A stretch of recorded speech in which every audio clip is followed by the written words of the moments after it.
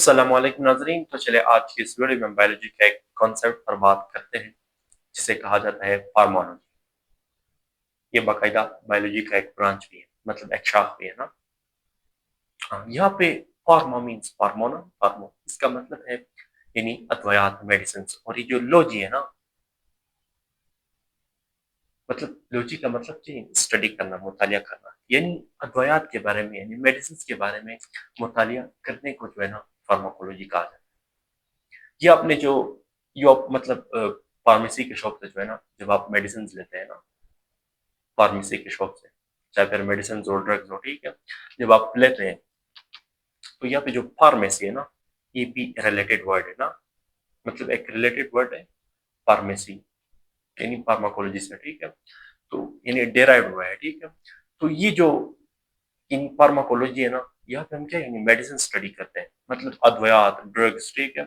और ये जो है ना, जब आप इन्हें इंटेक करते हैं ना, इन अद्वयात को जब आप लेते हैं तो इनके क्या क्या साइड इफेक्ट्स होते हैं ना जिस्म पे, जिस्म के ऊपर जो है ना, इनके क्या क्या साइड इफेक्ट्स होते हैं ना, ज़मनी असरार। फिर हम मजीद इसके फंक्शंस भी डिस्कस करते हैं, ठीक है, जितने भी इन अद्वयात जो है ना आप यूज करते हैं किसी बीमारी के खिलाफ, ठीक है, यानी जब आप पेशेंट को देते हैं ना, किसी मरीज को, जो यानी जब आप यानी मेडिसिन लेते हैं ना, तो इन मेडिसिन के जो है ना अपने साइड इफेक्ट्स होते हैं, फंक्शंस होते हैं, ठीक है।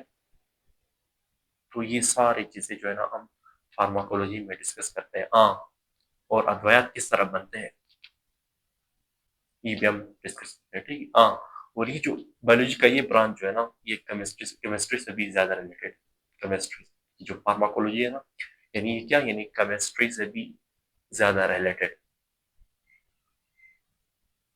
सो गाइस, आई होप कि आप मेरे इस वीडियो से पता चल चुका हूँ। इंशाल्लाह मुलाकात होगी नेक्स्ट वीडियो में। सो अपना ख्याल रखिएगा। अल्लाह हाफिज।